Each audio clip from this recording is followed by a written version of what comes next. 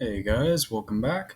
So, a couple days ago, I posted a video on my 2026 House race prediction. I had it put that the Democrats would take back the House majority by a fairly narrow margin. I know that some people out there have predicted that they'll probably retake it by like 323 or not 323, like 123, something like that. I'm not sure how I feel about that, or 218, 223, something like that.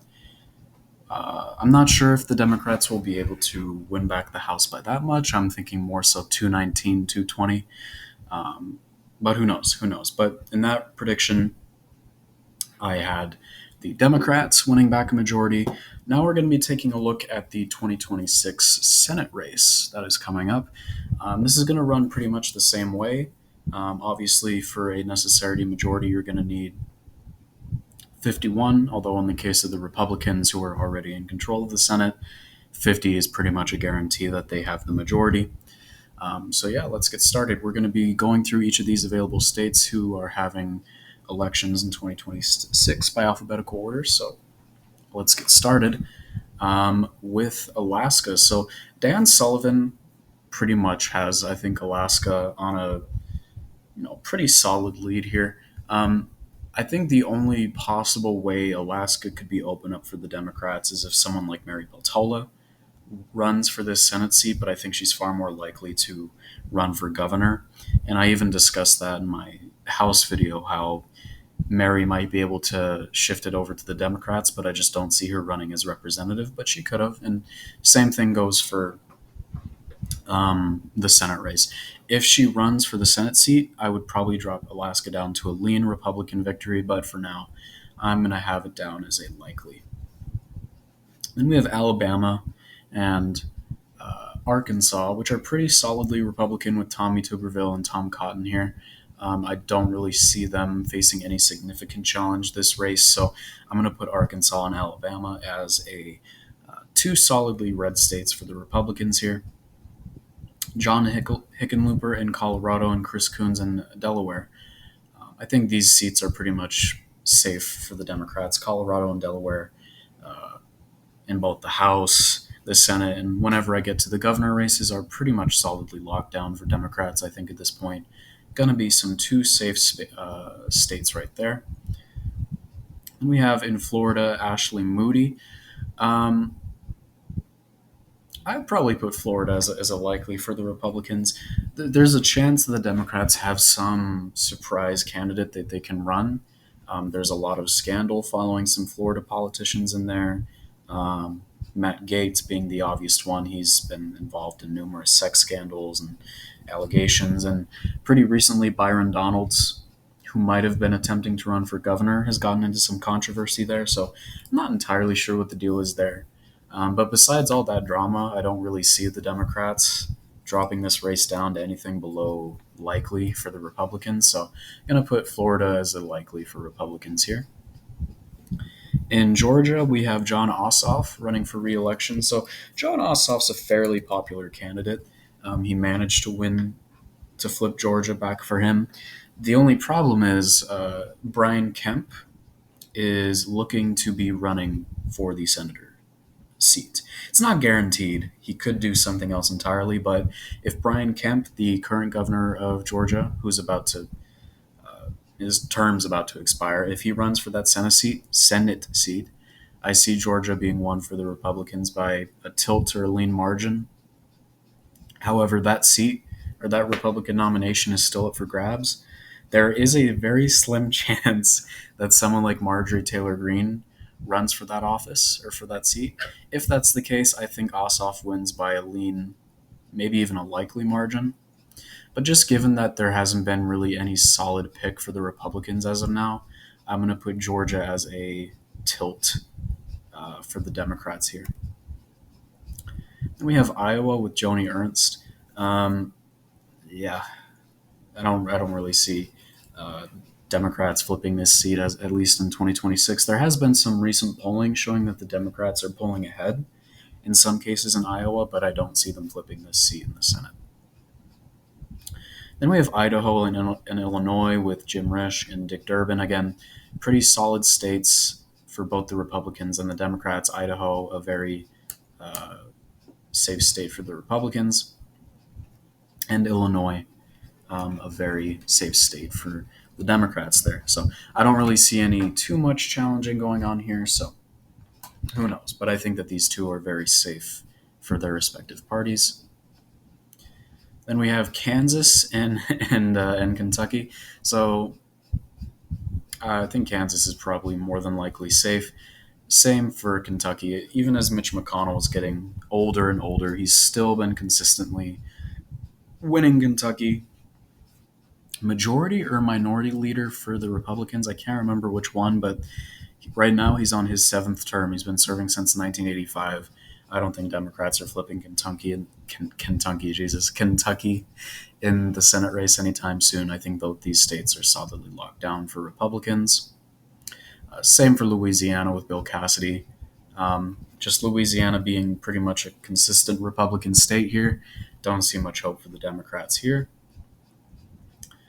Then we have Massachusetts and Maine. Massachusetts, I think, is pretty obviously a safe state for the Democrats. Maine is an interesting one. Susan Collins, who time and time again has been the underdog in each of her elections. She's been consistently underperforming in the polls, but she still manages to win Maine by a pretty decent margin. Um, she's getting older, fifth term in office. There's a slight chance that Democrats can flip it, but just based on polling and stuff like that, I'm going to put Maine as a lean for the Republicans here. Followed by Michigan. So Michigan is an interesting state. As of recently, Gary Peters, who is the current senator from Michigan, has announced that he will not be running again, and Governor Gretchen Whitmer has announced that she will not be running for this seat, which pretty much I think leaves it open for both sides. I think Pete Buttigieg is pretty much like the most obvious candidate to run for this seat at this point. And while he's fairly popular, I don't get the sense that he'd do extremely well. It all depends on who the Republicans run. If they run someone that can fight against Pete, I think the Republicans might be able to flip Michigan.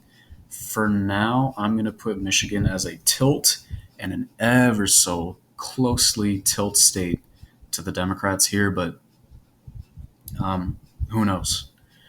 It all depends on who the Republicans win or run. So again, we could see Michigan flipping to the Republicans here, but for now, I'm going to put Michigan ever so slightly to the Democrats just because of Gary Peters and Gretchen Whitmer not running again. So then we have Minnesota, which I don't really think there's any trouble in Minnesota in both the Senate and governor races. I mean, this state is pretty much mostly locked down. There's not a lot of good candidates for the Republicans to run. I'll get more into that in my governor video, but Minnesota pretty much consistently Democrat. Obviously, there's been a few exceptions then and there, but I'm going to put Minnesota as likely for the Democrats. Mississippi and Montana, I think, are pretty obviously safe states for the Republicans here. North Carolina and Nebraska. I'm going to put Nebraska as likely red just because we saw that independent run for this seat last election, actually, or last year, I guess you could say. Obviously, he didn't win, but there were a lot of hopes that he could win this Senate seat. Obviously, he didn't, but just because there's potential for him running again, I'm going to put Nebraska as likely Republican. North Carolina with Tom Tillis. I mean, this would be his third term. He's currently in his second term. I'm going to put North Carolina probably as lean.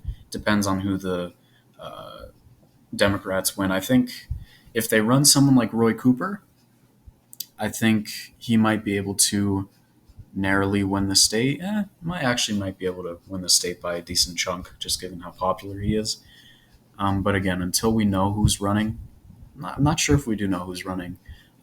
I'm going to probably put North Carolina tilt Republican. Then we have New Hampshire and New Jersey. Jean Shaheen's been running for this seat for a while now. Obviously, she's gotten older, but I don't really see her losing this state. I think New Hampshire's probably going to be likely. And same with New Jersey. I don't really see Cory Booker facing any significant challenge in this state. Probably going to put New Jersey as probably likely, just given the political shift that the state's going through right now. New Mexico and Ohio. New Mexico is probably going to be likely for the Democrats here. Ohio, I think, is one of the most competitive states in this Senate cycle. That with Michigan, Georgia, North Carolina. Um, I think if John Husted, he's serving the rest of JD Vance's 2 years. It all depends on who the Democrats run. If they win, or if they, I cannot speak today. If they run Sherrod Brown, I think the Democrats have a pretty decent chance of flipping Ohio. But for now, I'd probably put Ohio as a tilt to the Republicans here. Let's see, Oregon and Rhode Island. I think Rhode Island is pretty obviously a safe state for the Democrats, and Oregon likely for the Democrats here. South Carolina and South Dakota. South Dakota is probably going to be safe for the Republicans, and Lindsey Graham in South Carolina. His fourth would be his fifth term, assuming he's elected. He knows how to win the voters in South Carolina. I'm going to make South Carolina safe for the Republicans here.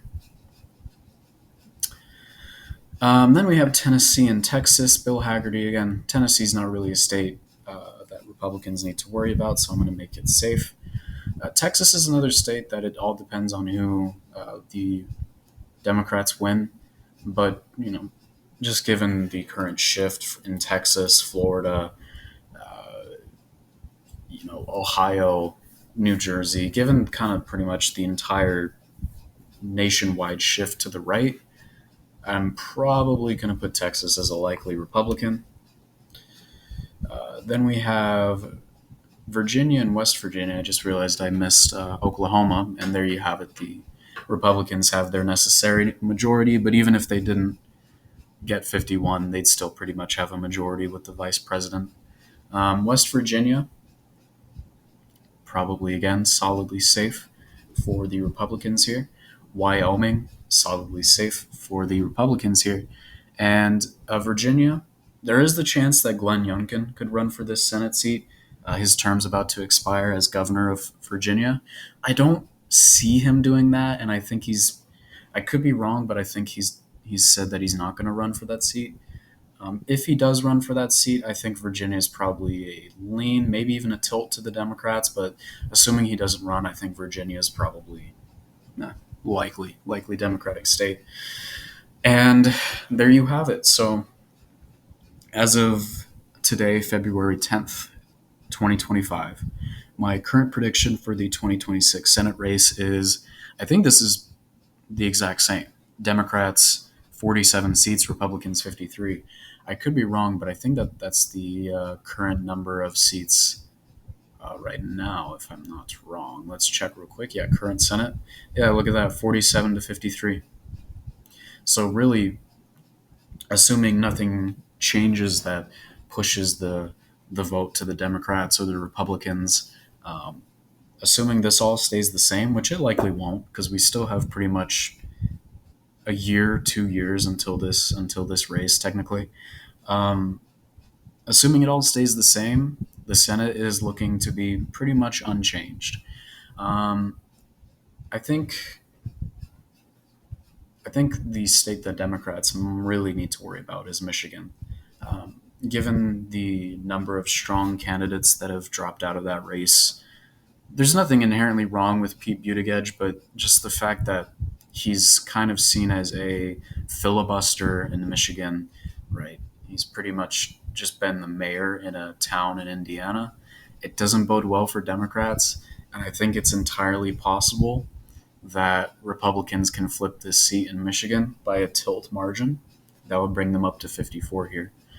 But let's talk about these toss up states real quick. So I think the toss up states, at least as of now, are pretty obviously Michigan, Ohio, North Carolina, and Georgia. But even then, like the Republicans still have a majority with 51 here.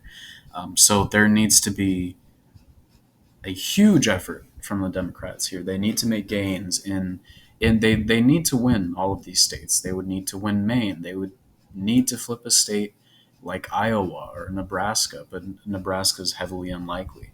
Um, Pretty much just the Senate race in 2026, highly, highly unlikely, in my opinion, that Democrats retake the majority.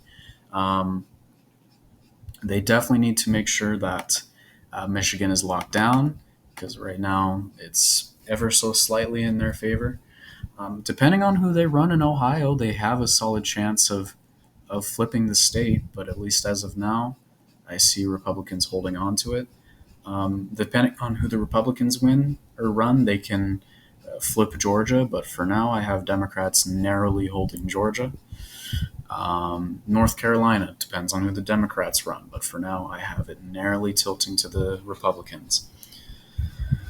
Essentially, it is a lot harder for Democrats to make gains than it is for Republicans to make gains. There is an obvious scenario where Republicans can sweep all of these states here in Michigan and in Georgia, and that leaves them with 55. This is it's a lot easier for Republicans to make gains than for Democrats to make gains, in my opinion.